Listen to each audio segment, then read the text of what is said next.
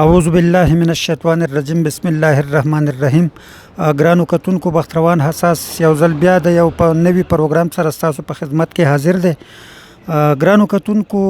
نن منګه منګوري سوات ته راغلي یو او د سوات کوچ په اډه کې ولاړ یو. نو دلته که تاسو ته په نظر راځي دا ګاډي ولاړ دي څنګه چې نور د دنیا کار روزګار ولاړ دی، لاک ډاون دی، نو داسې دا ګاډي هم ولاړ دي. نو داسې د دې ګاډو سره ډېر خلک په بېروزګاره شوي، د دې مالک یو د دې ډریورانو د دې کلنډرانو بیا د دې انځلو والا دغه شان د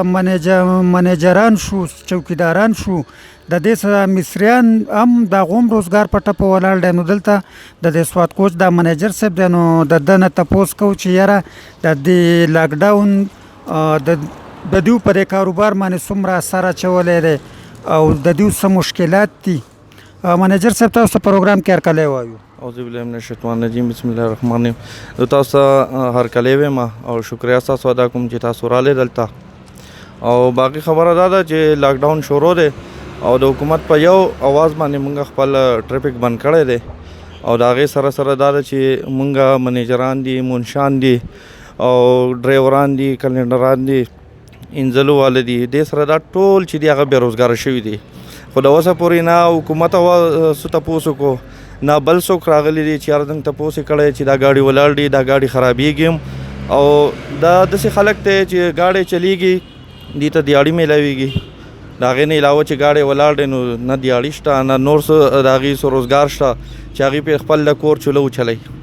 نو هغه هم غریبانان دي ټول او دلته کورونه دي، څوک د کرایانو په کورونو کې دي.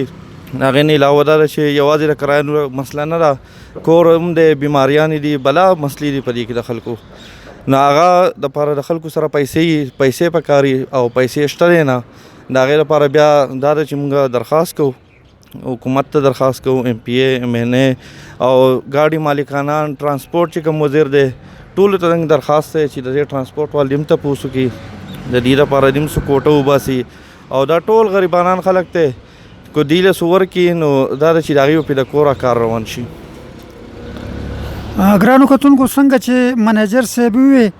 نو که تاسو فکر وکئ نو دا د ټرانسپورټ محکمه چې ده نو دا پخوا سرکار به په دې کې ډېر غټ انویسټمنټ کو او دا جی ټي ایس یې به چلی دی، بیا هغه جی ټي ایسو به تاوان کو. نو لکه دا کومه شعبه چې ده نو دې کې زیات نیجي شعبه په دې کې اوس راغلې ده او په دې کې پرایویټ انویسټر راغلی دی او هغو دا کمپنیانې جوړې کړي دي د سوات کوچ په نوم باندې، د شاهد کوچ په نوم باندې یا دغه شان نور فیصل موورز په نوم باندې. نو دیو د حکومت څخه ډېره غټه ښېګړه کوي او د حکومت هغه کار دیو کوي. نو چونکې دې وخت کې دا څومره کمپنیانې چې دي نو دا بندې دي، د دې ګاډي ولاړ دي څنګه چې د منیجر صاحب وي، لکه د دې ډریور شو، کلنډر شو، انځلو والا شو، چوکیدار شو. نو موږ هم حکومت ته او مخیر حضرات ته او خصوصا د دې سوات کوچو او د دې شاهد کوچو او دغه شان چې د منګورې نه نور کم سرویسونه چلیږي نو د دې مالکانانو ته خصوصا رشید احمد حاجي صاحب ته، ظهرولي خان حاجي صاحب ته، یا زمونږ کم د شاهد کوچ دا کم مالک چې دی د هغه جنید د هغه زوی دی د والد صاحب نوم خو یې ماله نه راځي، طاهر خان، زه هغو ته دا درخواست کوم چې یاره جي تاسو خو کم از کم د خپل کم ستاسو ډریوران دي او کم کلنډران دي چې دا خو دنه خراب نشي، الله پاک دله ډېر څه درکړي دي او ستاسو د دې ګاډو خدمتونه دا خلک کوي او دا پې دله دا پیسې ګټي. نو کم از کم د دې ډریورانو، کلنډرانو، د دې انځلو والا خو خیال وساتئ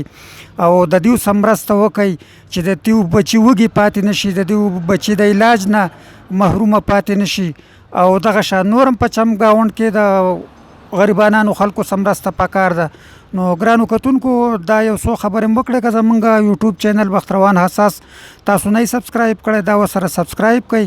او دغه شان پروګرامونو دپاره زموږ سره اوسئ. والسلام.